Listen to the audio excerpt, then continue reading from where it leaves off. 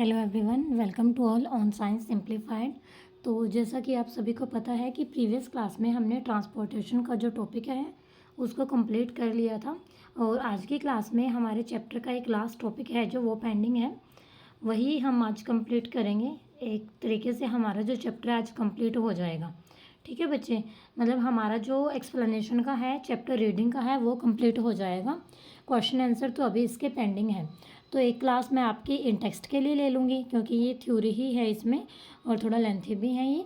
तो एक क्लास मैं आपकी एन टेक्स्ट क्वेश्चंस के लिए ले लूँगी। ठीक है बच्चे, तो 2 क्लास और हैं बस और ये चैप्टर आपका फिनिश है फिर।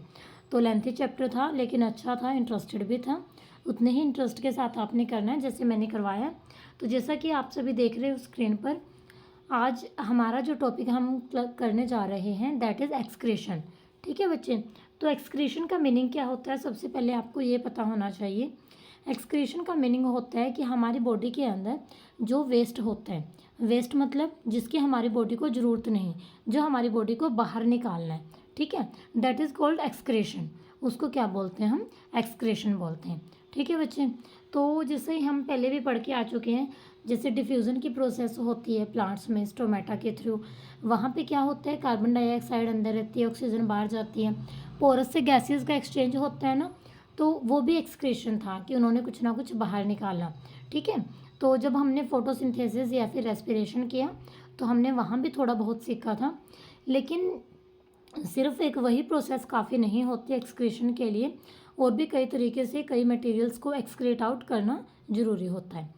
जैसे जो दूसरी एक्टिविटी होती हैं जिनमें नाइट्रोजीनियस वेस्ट मटेरियल है जो वो बन जाते हैं और फिर उसको बाहर निकालना बहुत ज़रूरी होता है, क्योंकि जो आपका नाइट्रोजीनियस वेस्ट होता है ना, ये बहुत टॉक्सिक होता है और अगर ये बॉडी में रहेगा तो बहुत हार्मफुल है ये।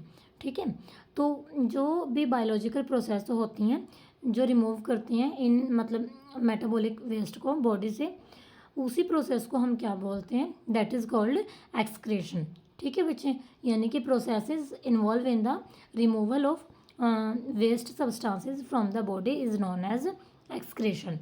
जो डिफरेंट डिफरेंट ऑर्गेनिज्म हैं वो डिफरेंट डिफरेंट मेथड यूज़ करते हैं एक्सक्रीशन के लिए, वेस्ट को बाहर निकालने के लिए।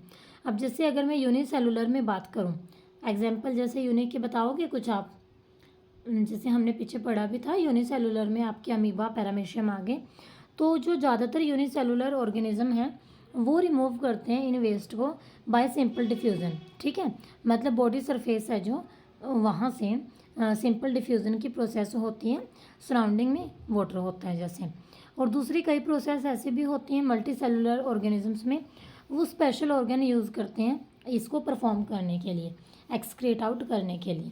ठीक है बच्चे, तो वही हमने देखना है कि ह्यूमन बींग्स में कैसे होता है। ठीक है, तो फर्स्ट हम यहाँ ह्यूमन बींग्स में ही पढ़ेंगे। तो एक तो आपने ये डायग्राम बनाना है पेपर में अगर आपका क्वेश्चन आ जाए। ठीक है जी, किडनी से रिलेटेड आएगा जैसे आपके पास, और दूसरा आपने एक नेफ्रॉन का डायग्राम होता है कि ये बनाना है। तो पेपर में ये लास्ट के 8 to 10 ईयर से, मतलब मैं तो देख रही हूँ HBSC CBSE में ये 2 डायग्राम तो ज़रूर आ जाते हैं। ये टॉपिक भी ऑलमोस्ट आता ही है, मतलब 70 to 80% चांस होते हैं इसके आने के। ठीक है बच्चे, तो ये एक्सक्रीटरी सिस्टम दिखा रखा है यहाँ पे। तो आपको पता है हमारे पास पहले यहाँ किडनी दिखा रखी है। ठीक है, किडनी कहाँ होती है, आपके बैक साइड में किडनी होती है प्रेजेंट। ठीक है जी, पेयर होता है किडनी का, 2 किडनी होती हैं जैसे।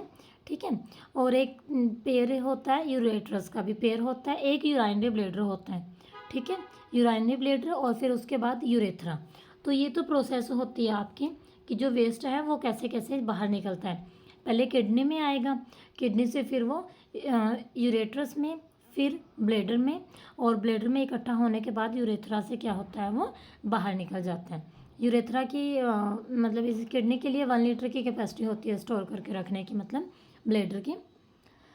अब क्या है, जो किडनी है वो कहाँ प्रेजेंट होती हैं, एब्डोमेन में। ठीक है, एब्डोमेन कहाँ होता है, जो आपकी बैकबोन है ना उसके एक साइड प्रेजेंट होता है वो। ठीक है बच्चे, उसके बाद है जो यूरिन प्रोड्यूस हुआ किडनी में वो यूरेट्रस से पास करेगा, फिर यूराइनरी ब्लेडर में, और स्टोर हो गया ना वो ब्लेडर के अंदर, वहाँ से रिलीज़ किया जाता है, बाहर निकाला जाता है किसके थ्रू, यूरेथ्रा के थ्रू। ठीक है बच्चे, अब यूरिन प्रोड्यूस कैसे होता है, तो यूरिन जब भी बनता है ना ठीक है। यूरिन क्या करता है, जो वेस्ट प्रोडक्ट हैं बॉडी के, कहाँ से आते हैं, वो ब्लड से आते हैं। ठीक है, तो उनको फिल्टर आउट करता है एक तरीके से। ठीक है, हमारे ब्लड के अंदर वेस्ट प्रोडक्ट जो भी होते हैं वो बाहर निकालना, वो यूरिन है। वो जो बाहर निकलता है तो वो यूरिन से ही के थ्रू ही निकलता है।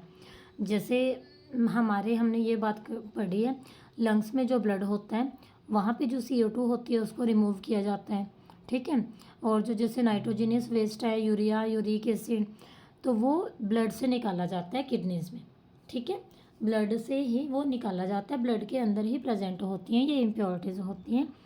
और जो नाइट्रोजनियस वेस्ट होता है उसको फिर कन्वर्ट कर दिया जाता है यूरिक में, क्योंकि नाइट्रोजनियस है वो ज़्यादा हार्मफुल होता है।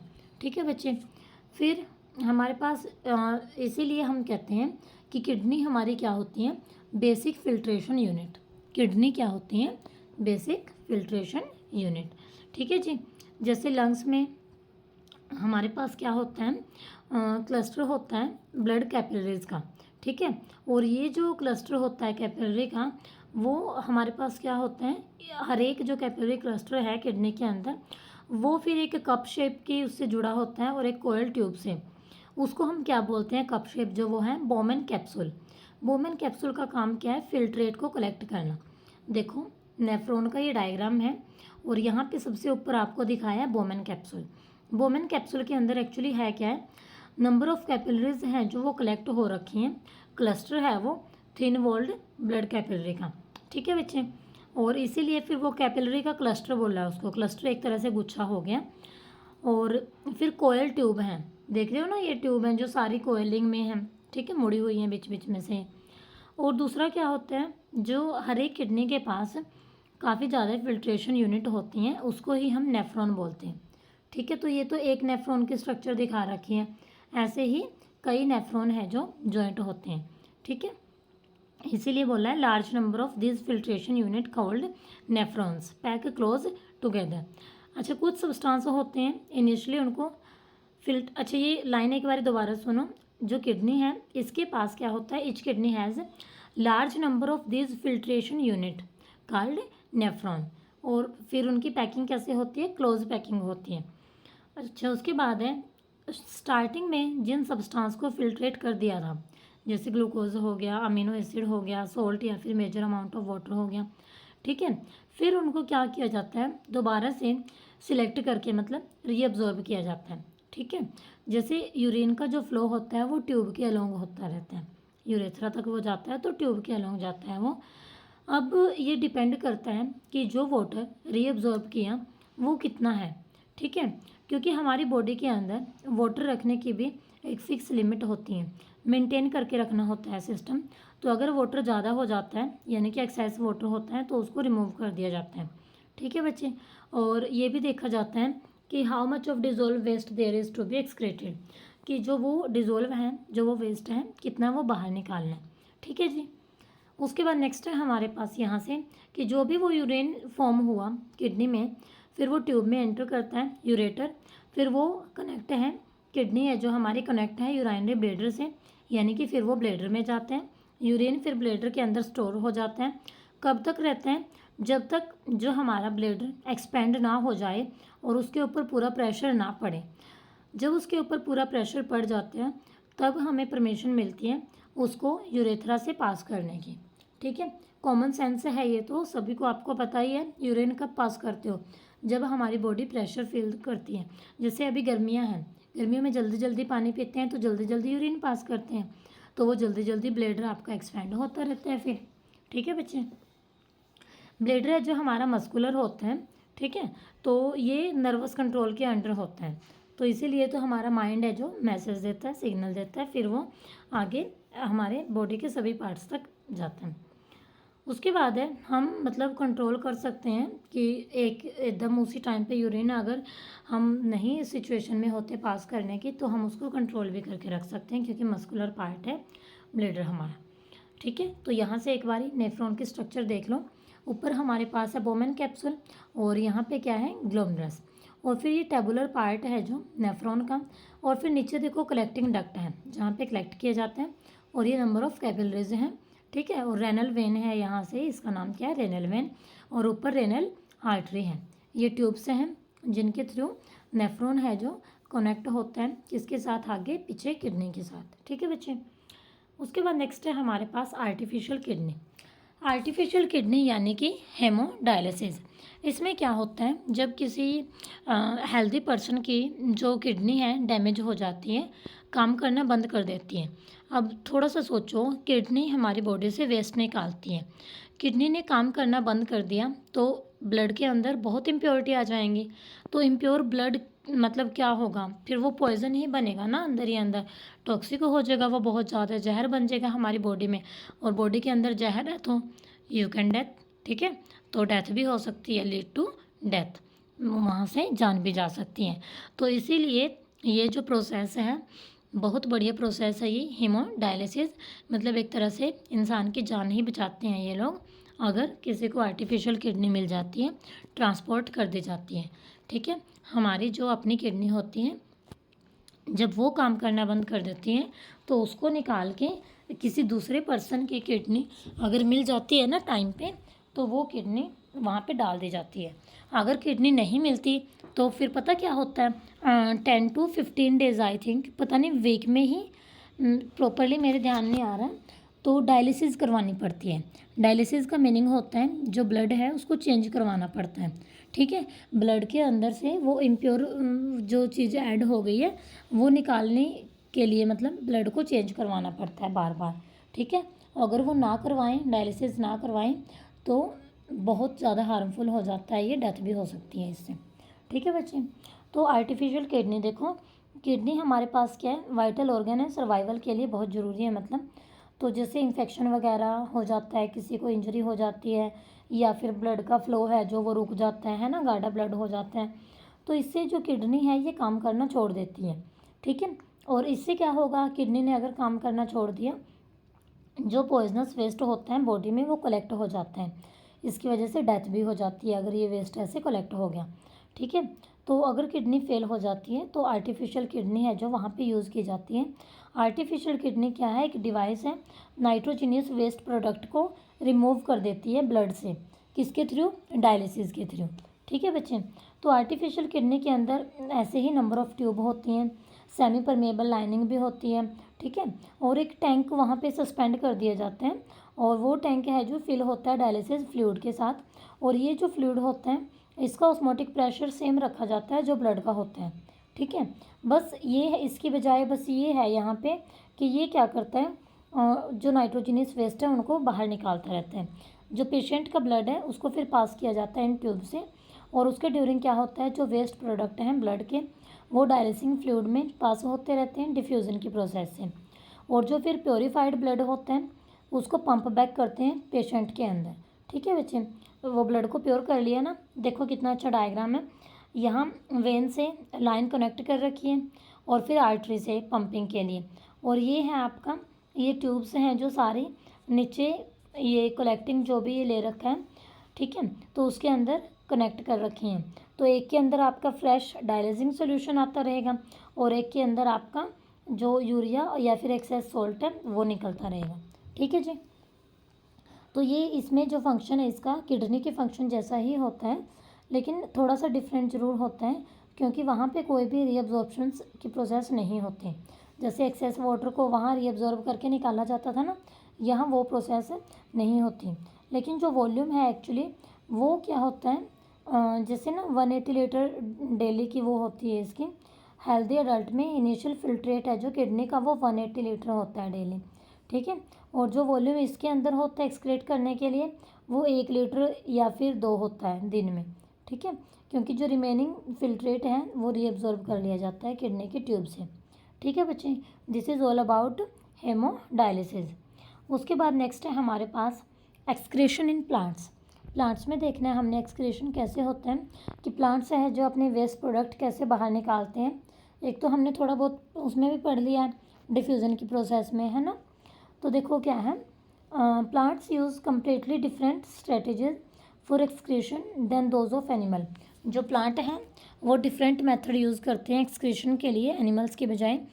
जो ऑक्सीजन होती है वो क्या होती है, अपने आप ही मतलब एक वेस्ट प्रोडक्ट होती है प्लांट्स के लिए, तो क्योंकि प्लांट्स को तो कार्बन डाइऑक्साइड चाहिए होती है ना, ऑक्सीजन को तो वह बाहर निकालेंगे।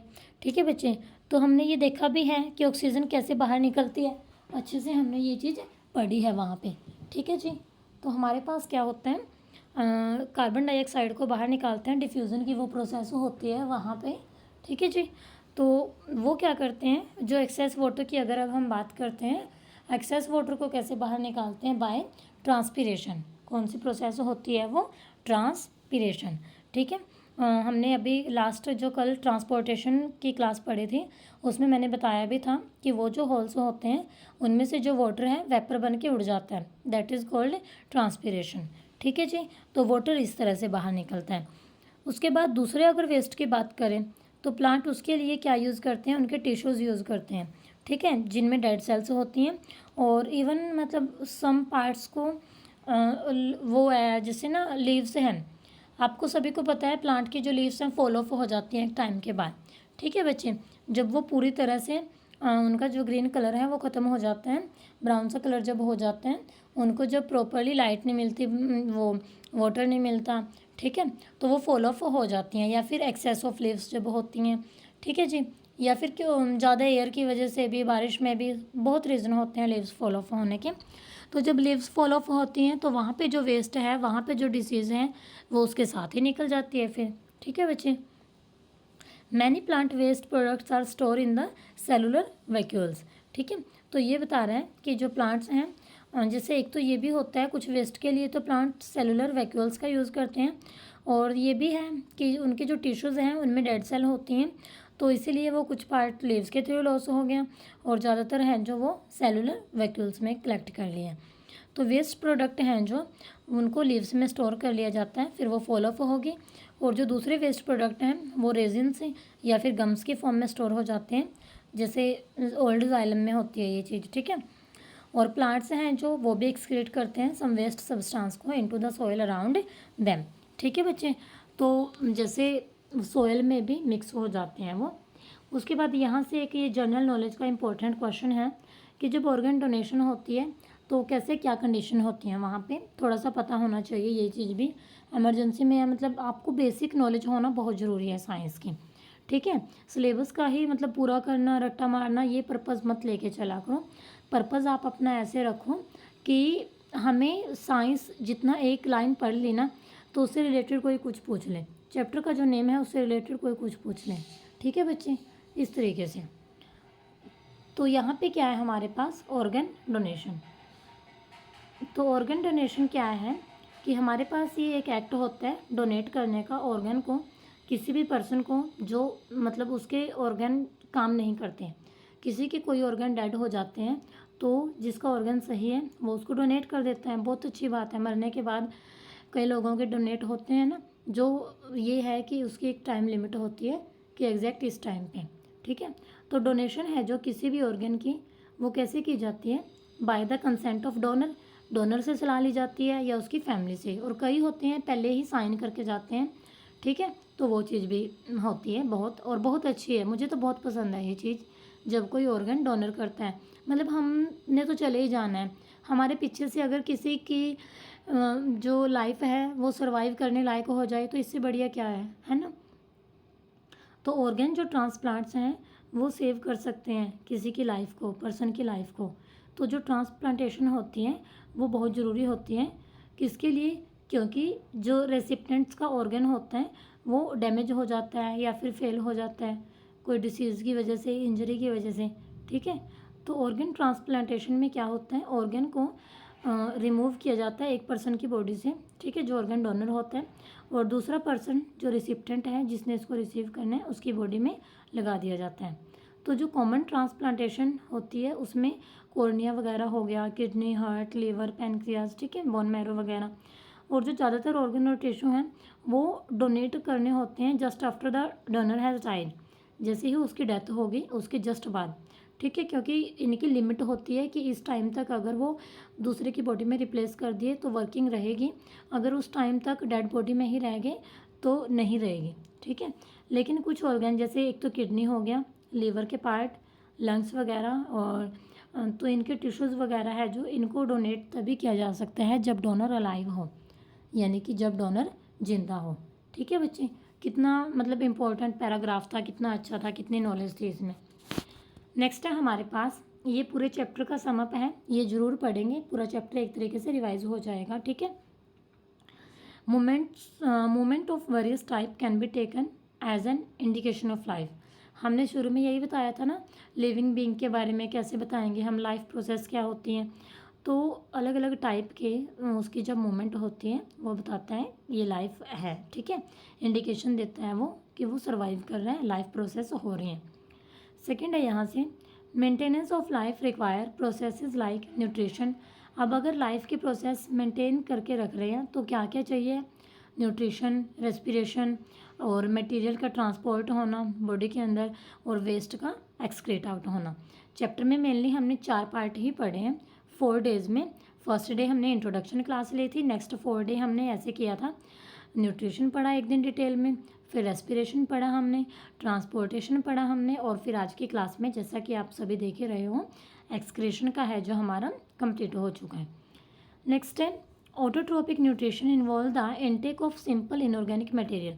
अब ऑटोट्रोप जो अपने आप अपना खाना बनाते हैं, ये क्या करते हैं, सिंपल इनऑर्गेनिक मटेरियल को लेते हैं एनवायरनमेंट से, एक्सटर्नल एनर्जी सोर्स यूज़ करते हैं, ठीक है, जैसे सन हो गया, और सिंथेसिस करते हैं complex high energy organic material को बनाते हैं। अब जो हेट्रोट्रोपिक न्यूट्रिशन होता है, इसमें क्या होता है, कॉम्प्लेक्स जो मटेरियल होते हैं वो प्रिपेयर किए जाते हैं दूसरे ऑर्गेनिज्म से, दूसरे ऑर्गेनिज्म होते हैं वो उसको प्रिपेयर करते हैं।